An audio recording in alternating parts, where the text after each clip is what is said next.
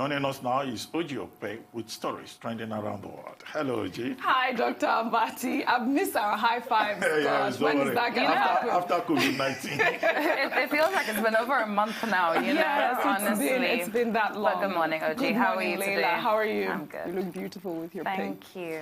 Well, good morning to you, viewers. We begin what's trending today in Nigeria. In the wake of President Muhammadu Buhari's announcement of an additional 14 days to the ongoing lockdown in the federal capital territory, Abuja, Lagos and Ogun State, many Nigerians on social media have expressed apprehension to an increase in insecurity in the nation. Videos of hoodlums taken to the streets went viral over the weekend, and now more videos are circulating of mobs attacking food supplies. Let's take a quick look. Brother Lighto, there is still rice. There is still rice, so from this motor, see. Jesus!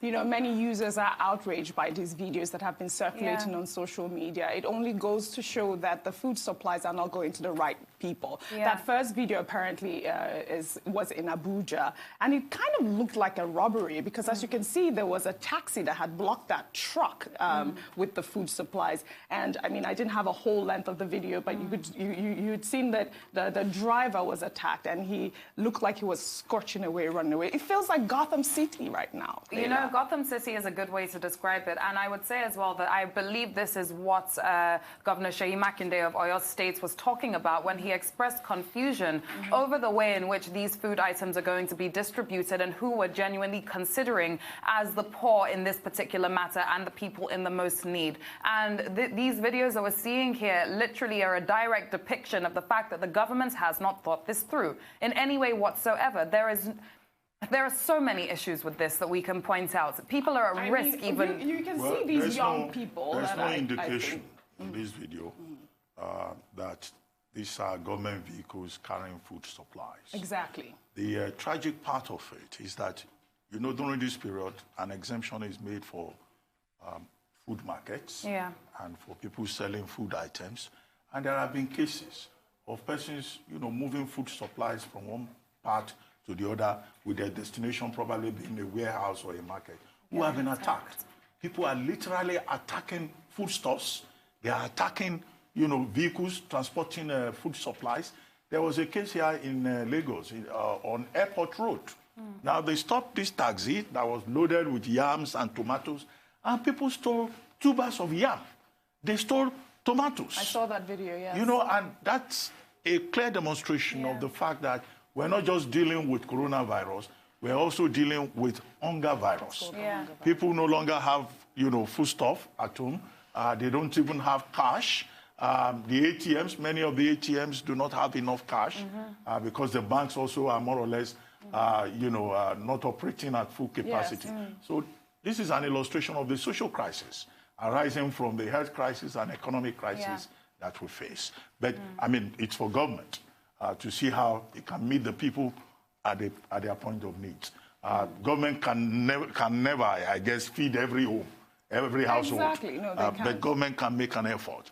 And it's just to take another look at the food distribution strategy to see how the most vulnerable can be assisted to survive these hard times. Yeah, I like that point that you made. I mean, these people that are out there, you could see that they're all hungry. I mean, if we could redirect that energy to have those young people employed, recruit them to, you know, distribute the food items, give them jobs, give them some money, and try to, you know, have them engaged with the whole crisis situation happening in Lagos. I think that that's the first step to take to alleviating this whole mess. And I don't think it's too much to ask for government to also look into extra necessary security for people who are transporting food items. I believe they move between the hours of 5 and 9 a.m., which is what was put in when the lockdown was imposed. At the end of the day, if you think about it, between 5 and 6 a.m., it's still also quite dark. So these are people that are very vulnerable right now. So yes, I'd actually like to take a point of correction on noting what I said about that being a government vehicle, because yes, these are people that are genuinely trying to get to their distribution place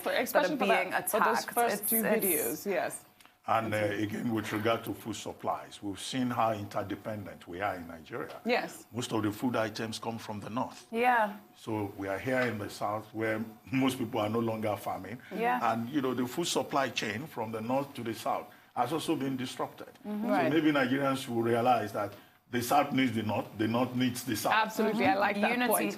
Well, still on food distribution in Nigeria, the Lagos state government has announced additional palliatives called the Food Kitchen Program for residents in the state. The governor of Lagos State, Babajide Sanwo-Olu, disclosed this on Tuesday while giving an update on COVID-19.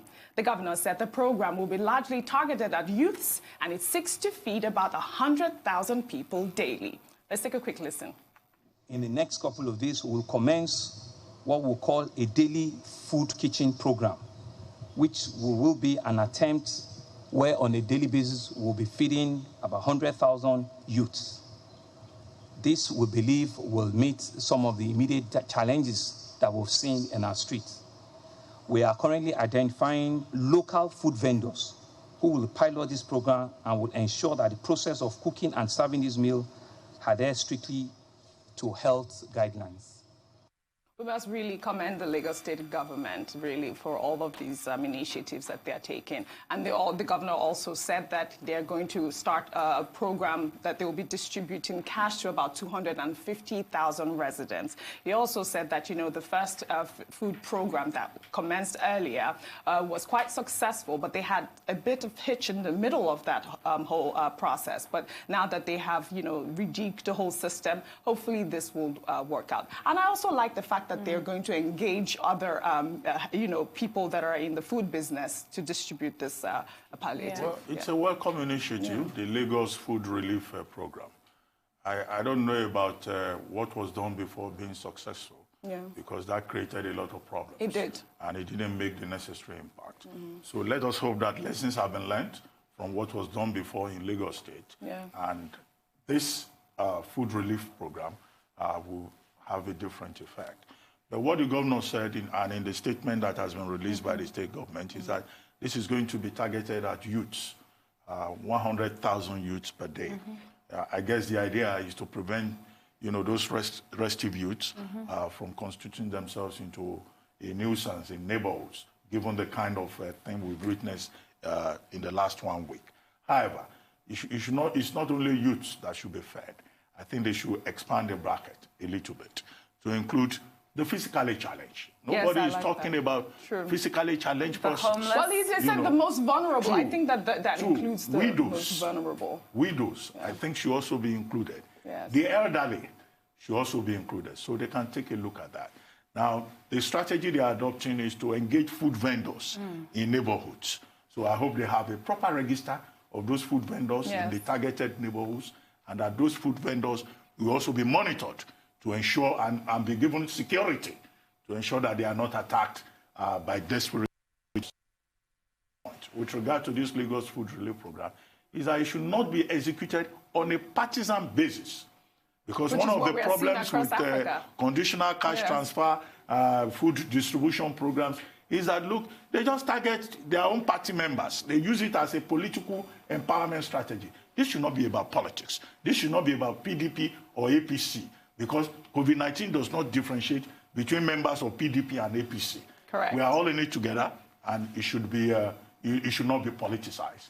Now, certainly there are a lot of demographics that have to be considered here. I mean, the average age in Nigeria, people argue, is between 18 and 20. Yesterday, we heard two numbers. I believe one was 19.5 and the other 18.9. So let's say the average age in Nigeria anyway is 19. Yes. We have a lot of young people in the city right now that are jobless, and lots of young people in the city that don't even have homes, that do need to be fed. But yes, that demographic does need to be expanded. Disabled people, homeless people. Genuinely, we need to look at the poorest of the poor in our society and start there. It's like working your way up that triangle. You know, you have to start right at the bottom and work your way up. So I think the Lagos state government over time, this is a great initiative, but I think they should look at expanding the bracket so that they can target the right demographics and maximize the potential of this.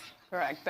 He also said that they're cleaned up their social register to, identify those people that are most vulnerable. Yeah. So hopefully the system works. Wow. Anyway, Jim, I hope that the Lagos state government is listening. I think. Yes, but definitely they have a social register. And that social register, they had contacted some elderly people during the first phase of their food distribution program. We saw videos. Yes, they sent text messages across, but I have no confirmation that any of those elderly persons have been directly contacted. But the elderly, widows, handicapped, Very good points, Dr. Thank you. Okay, thank you very much. Thank you, Dr. Abati. We'll continue tomorrow. Thank you, Leila. See you tomorrow.